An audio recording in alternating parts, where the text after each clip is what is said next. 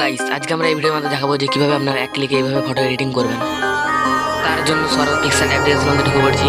দেন তারপর এখান থেকে একটা ফটো আমরা সিলেক্ট করে নেব। যে ফটোটা এডিট করবো তার ব্যাকগ্রাউন্ড আমরা নিয়ে নেব। তারপর এখান থেকে অ্যাড ফটোতে ক্লিক করে আমরা মডেল সিলেক্ট করে নেব। তারপর এখানে রিমুভ ব্যাকগ্রাউন্ডের উপর ক্লিক করার পর কিছুক্ষণ ওয়েট করবেন, দেখবেন আপনাদের ব্যাকগ্রাউন্ড অটোমেটিক রিমুভ করে দিয়েছে। কীভাবে এক ক্লিকে ব্যাকগ্রাউন্ড রিমুভ করা যায় সেই নিয়ে একটা টিউটোরিয়াল আসতে চলেছে।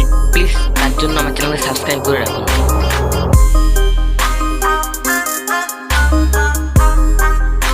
সব কিছু হয়ে যাওয়ার পর এখানে টিক চিহ্নে ক্লিক করব। তারপর এখানটাতে ক্লিক করে আমরা এখানে স্ক্রিন টোনের উপর ক্লিক করব। তারপর এখানে সাদা কালারটি আমরা চুজ করে নেব। তারপর এখানে অটোতে ক্লিক করব। দেখবেন কিভাবে ফেসটাকে কিভাবে সাদা করে দিয়েছে।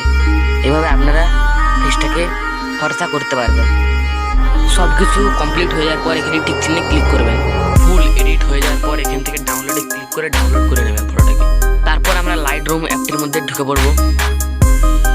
দিয়ে আমরা সেই ফটোটাকে সিলেক্ট করে নেবো যেটাকে আমরা পিক্সার্ট অ্যাপের মাধ্যমে ডাউনলোড করেছি।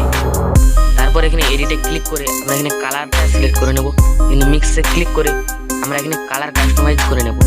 আপনাদের যেই কালার থাকবে সেই কালার অনুযায়ী আপনারা এখানে কালার কাস্টমাইজ করে নেবেন। আমার এখানে রেড আছে, রেডটাকে একটু ঠিক করে নিচ্ছি, আপনারা দেখতে থাকুন।